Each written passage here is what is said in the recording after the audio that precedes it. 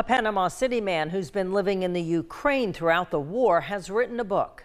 He has. Robert Pitts wanted to reflect on everything learned and living in the Ukraine for the last 2 decades. As News 13's Courtney Hayes tells us, he refused plane ticket offers from his family and friends when the war began last February.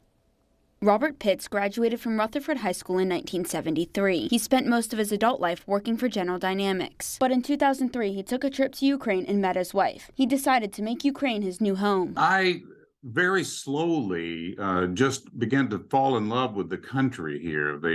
The people are so good. When Russia invaded Ukraine in February of 2022, Pitts had the option to leave. He decided to stay instead. I have older relatives here, even the ones who are not old, some of their kids and grandkids. We needed to have stability, and I just couldn't hold my head up and be the person who ran away just because I could. His home is approximately 3 miles from Kyiv, one of the main Russian targets. It's a real eye-opener when something like that happens. We literally were, boarding up the windows and putting tape all over everything so the glass wouldn't blow up because, bombs were falling. We had literally cruise missiles fly right over our house. After all he's been through, Pitts decided to put it on writing in a book called Ukraine, The Awakening. I tried to share it in a way that it would be, accessible to Americans.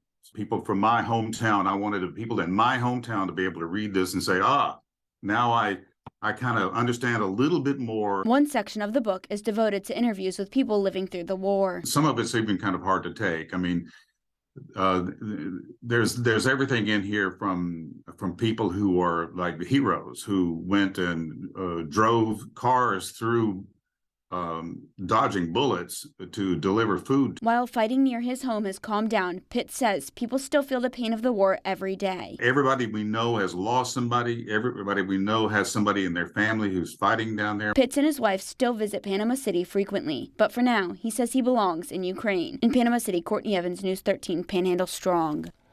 Pitts' book is available on Amazon. You can find a link to buy a copy by going to our website, mypanhandle.com.